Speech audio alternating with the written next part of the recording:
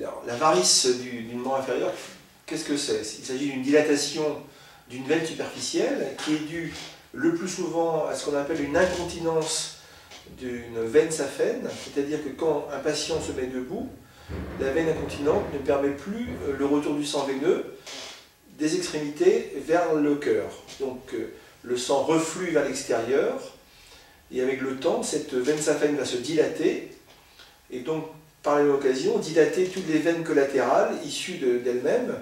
Et les varices vont donc apparaître sous la peau, sous la forme de grosses veines disharmonieuses, dilatées sous la peau, ces varices deviennent douloureuses et sont la cause des principaux symptômes de lourdeur, de douleur, de fatigabilité, de crampes nocturnes, parfois de démangeaison, et un stade plus ultime d'apparition d'ulcères des membres inférieurs.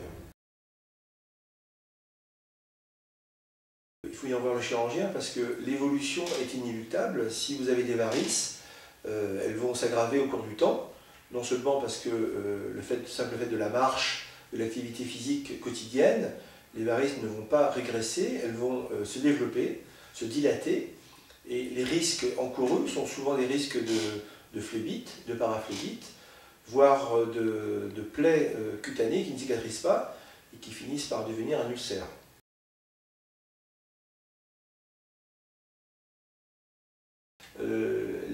Les demandes sont 50% je dirais esthétiques et 50% fonctionnelles, c'est-à-dire que 50% des patients ont des douleurs de jambes, des lourdeurs, des œdèmes, des impatiences, parfois des crampes nocturnes, parfois aussi plus tardivement des lésions d'eczéma avec démangeaison. Ça c'est la partie fonctionnelle. 50% des patients ont essentiellement une demande esthétique, c'est-à-dire que ces patients voient arriver au niveau de leurs jambes ou de leurs cuisses des veines dilatées, disharmonieuses, très visibles en position debout.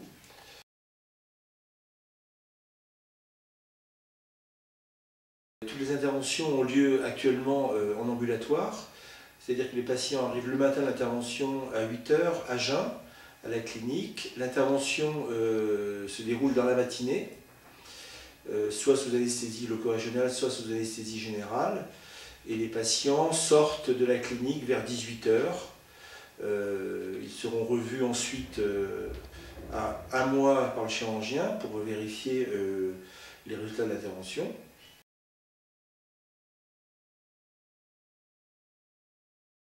Nous pratiquons à la clinique des techniques de deux types, soit des techniques de conservation, soit des techniques d'exérèse.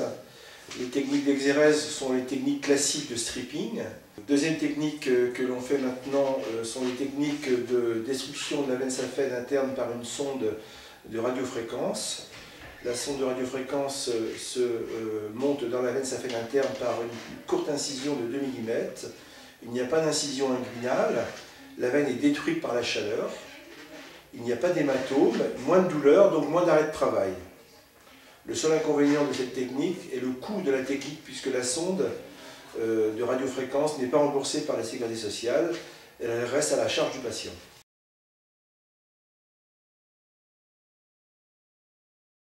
Globalement, il y a deux grandes techniques, soit des techniques d'anesthésie générale, soit une technique d'anesthésie loco-régionale. Les patients ont le choix de leur technique, et cette décision se fait à l'occasion de la consultation d'anesthésie au préalable de l'intervention chirurgicale. L'anesthésie est donc soit générale, soit loco-régionale par rachianesthésie.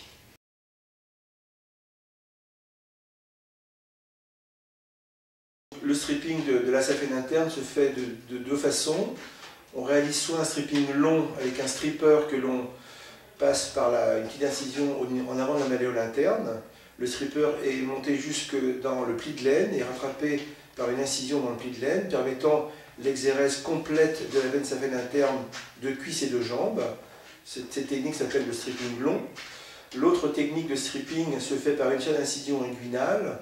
On descend une sonde de cryo-stripping dans la veine saphène interne crurale, qui permet donc de retirer la saphène interne crurale par le haut, par une technique de cryo-stripping.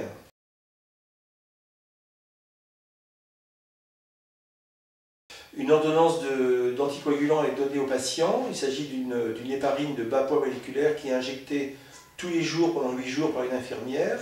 Les recommandations sont les suivantes. Je demande aux patients le soir de l'intervention de rester chez eux à leur domicile, de ne pas sortir. Par contre, le lendemain de l'opération, la marche est autorisée et même souhaitée, car cette marche a pour intérêt d'éviter les phlébites post-opératoires.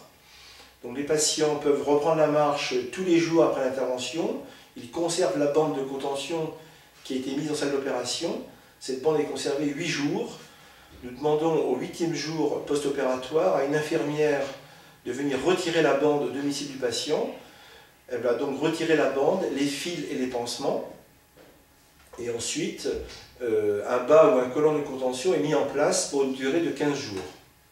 Le patient est ensuite revu au 30e jour post-opératoire par le chirurgien.